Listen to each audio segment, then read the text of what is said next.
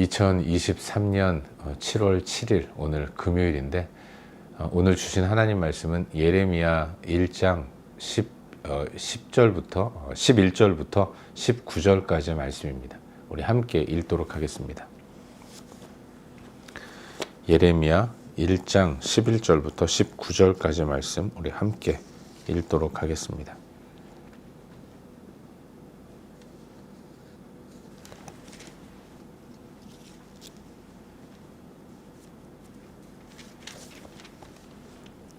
함께 읽겠습니다. 여호와의 말씀이 또 내게 임하니라. 이르시되 예레미야야 네가 무엇을 보느냐 하시매 내가 대답하되 내가 살구나무 가지를 보나이다. 여호와께서 내게 이르시되 내가 잘 보았도다. 이는 내가 내 말을 지켜 그대로 이루려 함이라 하시니라. 여호와의 말씀이 다시 내게 임하니라. 이르시되 내가 무엇을 보느냐 대답하되 끓는 가마를 보나이다. 그 윗면이 북에서부터 기울어졌나이다 하니 여호와께서 내게 이르시되 재앙이 북방에서 일어나 이 땅의 모든 주민들에게 부어지리라. 내가 북방 왕국들의 모든 족속들을 부를 것인즉 그들이 와서 예루살렘 성문 어귀에 각기 자리를 정하고 그 사방 모든 성벽과 유다 모든 성읍들을 치리라. 여호와의 말이니라. 무리가 나를 버리고 다른 신들에게 분향하며 자기 손으로 만든 것들에 절하였은즉 내가 나의 심판을 그들에게 선고하여 그들의 모든 죄악을 징계하리라.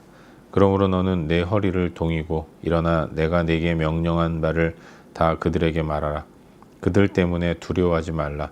내가 그들 앞에서 두려움을 당하지 않게 하리라.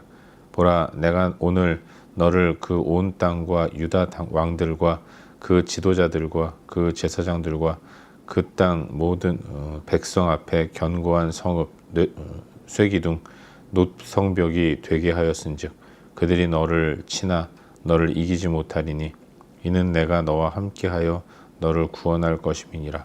여호와의 말이니라. 아멘. 새로운 하루가 시작되었습니다. 오늘 늘 항상 그렇듯이 주의 인도하심을 잘 따라가는 그런 복된 삶이 우리 가운데 펼쳐지기를 바랍니다. 우리의 삶을 인도하신 하나님은 나보다 더 나를 잘 아시는 분이시죠. 그분의 인도를 따라갈 때 승리하는 삶을 살게 될 줄로 믿습니다. 하나님의 인도를 잘 따라가는 하루를 살아갈 수 있기를 바랍니다. 우리는 어제부터 새롭게 예레미야서 말씀을 묵상하기 시작했습니다. 오늘은 어제 이어서 방금 읽은 말씀인 예레미야 1장 11절부터 19절까지의 말씀을 살펴보는 가운데 우리에게 주시는 은혜와 도전들을 함께 나누기 원하는데요. 하나님의 말씀이 베냐민 땅에서 제사장으로 살아가던 힐기야의 아들 예레미야에게 임했습니다. 그는 선지자로서 하나님께 부름을 받은 사람입니다. 하지만 부름받은 예레미야는 부름받을 당시에 그 사명을 감당할 자신이 없었던 거죠.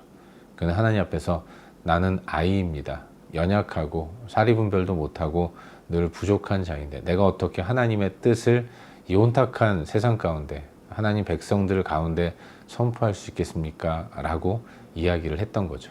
그때 하나님은 예레미야에게 너는 아이라 말하지 말아라. 내가 너를 모태에 지어지기 전부터 선지자로 택하였다. 내 말을 내 입에 줄 것이다.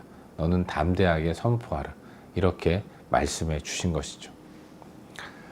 오늘 묵상하는 본문은 그 선지자인 예레미야가 이제 하나님께서 보여주시는 환상을 보게 되는 모습을 우리에게 보여주고 있습니다. 하나님은 예레미야에게 두 가지 환상을 보여주심으로 하나님의 뜻을 나타내 주셨어요. 선지자는 먼저 하나님의 뜻을 알고 그 하나님의 뜻을 백성들 가운데 또 열방 가운데 선포하는 사명이 있는 자이기 때문에 하나님은 먼저 하나님 당신의 뜻을 예레미야에게 보여주신 거죠. 환상을 통해 보여주신 겁니다. 첫 번째 환상은 살구나무 환상이었던 거죠. 하나님 예레미야에게 말씀하십니다. 네가 무엇이 보이느냐? 그때 예레미야는 살구나무 가지를 보나이다 라고 이야기했어요. 그러자 하나님이 갑자기 말씀하시기를 내가 내 말을 지켜 그대로 이루려 함이라 이렇게 말씀하신 것입니다. 살구나무 가지를 보여주시면서 내가 내 말을 지켜 이렇게 행하겠다 말씀하시는 이 의미가 무엇일까요? 여러분, 살구나무 가지 환상이 뜻하는 의미는 이런 것입니다. 살구나무 하면 떠오르는 것이 있죠. 그것이 바로 아론의 쌍난 지팡이입니다. 민수기 17장 말씀을 보시면 아론의 권위에 대해서 도전하는 이스라엘 백성들을 향해서 하나님은 그 지도자들로 하여금 지팡이 하나씩을 들고 성막으로 모이라고 말씀하셨습니다. 그 이후에 하나님이 아론의 지팡이에만 싹이 나서 잎이 자라고 살구나무 열매가 맺게 하셨다는 것이죠. 예레미야는 제사장 아니겠습니까? 그렇기 때문에 살구나무 가지 환상이 무엇을 의미하는지를 잘 알고 있었던 겁니다. 지팡이는 아무런 생명력이 없는 죽은 나무죠. 뿌리가 없고 그저 작대기에 불과한 그 나뭇가지를 지팡이로, 짚고 다니는 지팡이로 사용하는 것인데, 그래서 지팡이는 생명력이 없어요. 그런데 생명 없는 이 지팡이에 싹이 나고 잎이 돋아서 열매가 맺히는 이런 일이 벌어졌다는 것. 이건 하나님의 전능하심을 의미하는 것입니다. 전능하신 하나님이 앞으로 행하실 일들을 실패 없이 뜻하신 바대로 이루어 가실 것이라는 이런 강한 의지를 보여주고 계신 것이죠. 이것이 살구나무 가지 환상의 의미인 것입니다. 그렇다면 하나님이 뜻하신 계획은 무엇인가? 실패 없이 완벽하게 이루실 하나님의 계획, 그것을 하나님은 또한 환상을 통해서 예레미야에게 보여주십니다. 이번에 보여주신 환상은 끓는 가마 환상이었어요. 예레미야가 환상 중에 끓는 가마를 보게 되는데, 이 가마가 북에서부터 기울어져 있었다는 것입니다. 그래서 끓는 가마에 뜨거운 물이 기울어져서 북쪽에서 아래쪽으로 흘러내리게 되는 것이죠. 하나님은 이 환상을 본 예레미야에게 앞으로 행하실 하나님의 심판의 메시지를 분명하게 가르쳐주고 계십니다. 이스라엘에게 임할 재앙이 북쪽의 나라들이 침공하는 것으로 이루어지게 될 것이다 라는 것을 설명해 주고 계신 거예요. 여러분, 사실 이건 좀 의아한 그런 내용입니다. 어제도 말씀드렸지만 예레미야 선지자가 활동을 시작했던 때는 요시야 왕 때 아니겠습니까? 근데 요시야 왕은 하나님 앞에서 성전을 보수하고 또 쇠락한 성전을 고치다가 율법책을 발견했고, 그 율법책을 통해서 종교개혁을 일으키면서 유월절도 다시 지키는 그런 선정을 베푼 왕이었는데, 그런 그가 애굽과 전쟁을 하다가 전사하게 돼요. 그리고 그의 뒤를 이은 여호아스 또한 반애굽 전선을 펼쳤던 것이죠. 그런 의미에서 이제 싸움을 하게 된다면 애굽과 더 깊은 전쟁을 하게 될 것이라고 생각할 법도 한데, 그래서 혹여라도 하나님이 심판하신다면 애굽과 관련된 심판이라고 생각할 수 있을 텐데, 애굽은 남쪽에 있는 나라 아니겠습니까? 그런데 하나님이 뜬금없이 나의 뜻은 북방의 여러 왕국들을 통해서 이스라엘을 징계하고 심판하는 것이다, 이렇게 말씀하고 계신 것입니다. 그리고 실제로 그렇게 되었습니다. 갈대아 사람들인 바벨론이 결국은 이스라엘 백성들, 유다를 침공해서 예루살렘을 점령하고 사람들을 포로로 포로로 데리고 가고, 그리고 예루살렘을 멸망시키는 결과를 맞이하게 되었던 것이죠. 결국 하나님은 이 모든 당신의 계획들을 먼저 선지자에게 알리시고 그리고 행하셨다는 것을 알 수 있습니다. 하나님을 버리고 다른 신들에게 분향하며 자기 손으로 만든 우상들에게 절하는 이스라엘 백성들, 하나님은 그들을 심판하셨고 그 모든 죄를 징계하셨습니다. 그런데 그 전에 미리 선지자에게 말씀하셨던 거죠. 선지자는 그걸 백성들에게 선포해야 할 사명이 있었던 사람이고, 여러분, 나라가 멸망할 것이다, 하나님이 우리를 심판하실 것이다, 우리는 징계를 받을 것이다 라고 이야기하는 선지자를 그 누가 좋아하겠습니까? 그래서 예레미야의 삶은 고통과 고난의 삶일 수밖에 없는 것이고, 또 예레미야는 누구보다도 자기 민족 이스라엘을 사랑하는 그런 열혈 청년이었는데, 그런 그가 이렇게 나라의 이 멸망을 선포해야 한다는 것이 얼마나 가슴 아픈 일이겠습니까? 그래서 예레미야는 눈물로 선지자를 감당한 눈물의 선지자라고 말할 수 있는 것이고, 또한 그에게는 그래서 늘 위험과 협박과 또 위협이 끊이지 않는 그런 삶을 살았던 것입니다.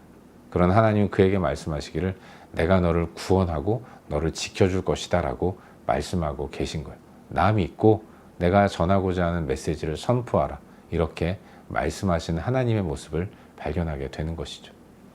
이것이 오늘 우리가 함께 묵상하고 있는 본문의 전반적인 내용입니다. 그리고 오늘 이 말씀 가운데서 오늘은 한 가지만 함께 살펴보는 가운데 우리의 기도 제목으로 삼고 함께 기도하기를 원합니다.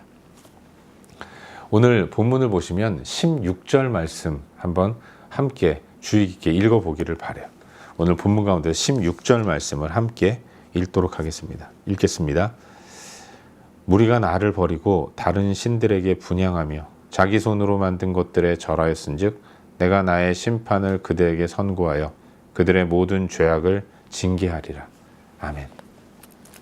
여러분, 하나님은 예레미야를 선지자로 택하여 세우시고 그에게 주의 뜻을 알려주셨습니다. 그것은 유다를 향한 심판과 징계였던 것이죠.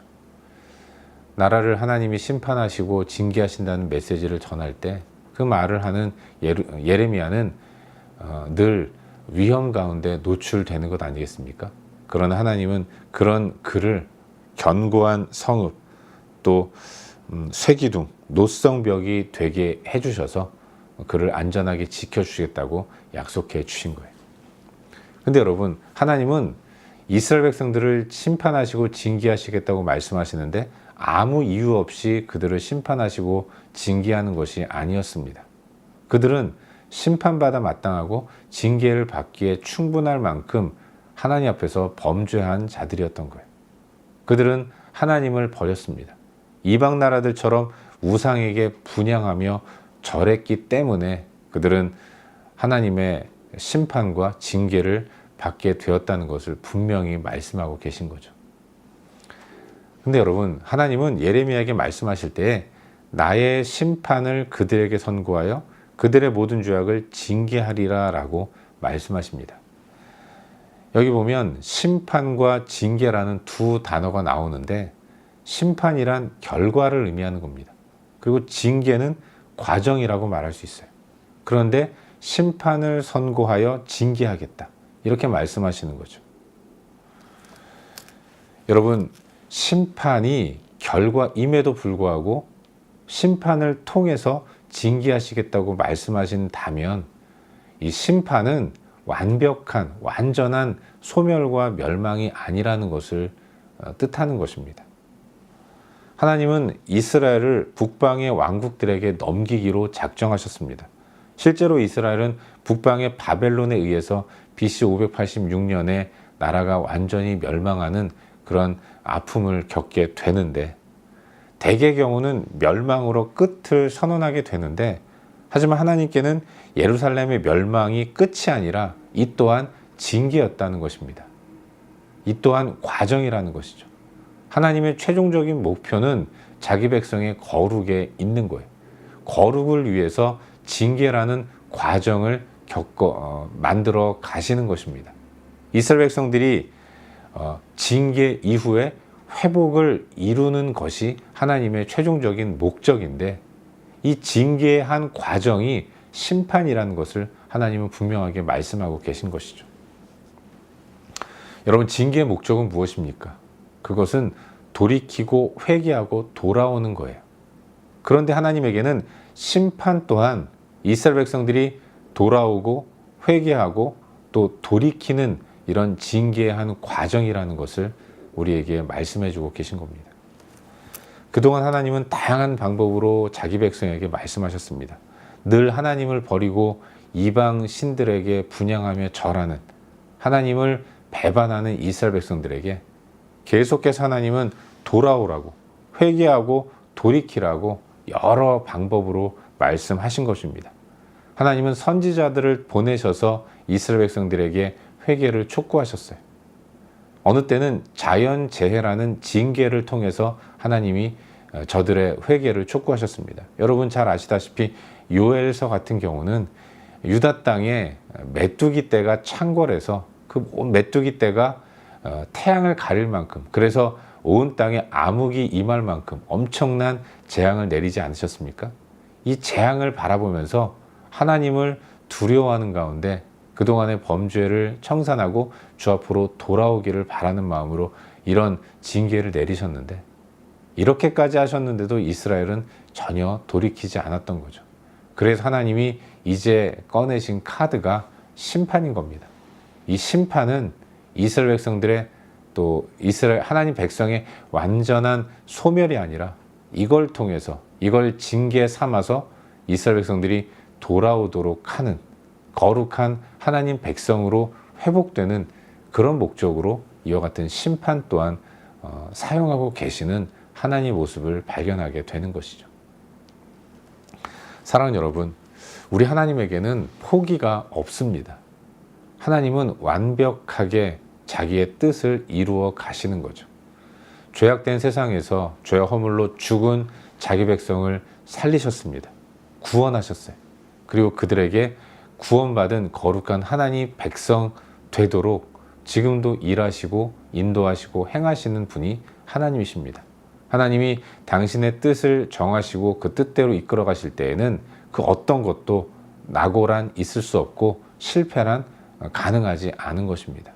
하나님은 심판도 사용하셔서 하나님의 뜻을 이루시는 분이라는 것, 우린 그걸 기억하는 가운데 하나님이 얼마나 자기 백성을 사랑하시는지를 다시 한번 깨닫게 되는 것입니다.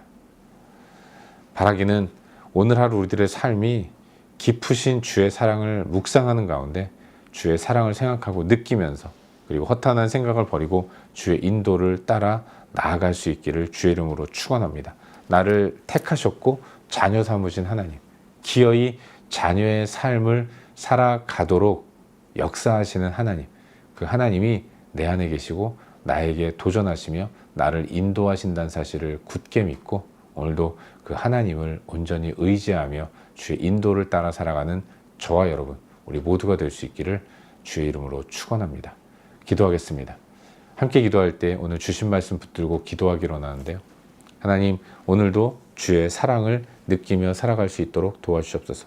주의 인도를 따라 살아갈 수 있도록 도와주시옵소서. 이 시간 말씀 붙들고 함께 기도하기를 원합니다. 또 기도할 때에 우리의 중보가 필요한 여러 영역들을 위해 기도하시고, 그리고 각자 개인적인 기도 제목 가지고 기도하시다가 일상의 삶의 자리로 나아가도록 하겠습니다.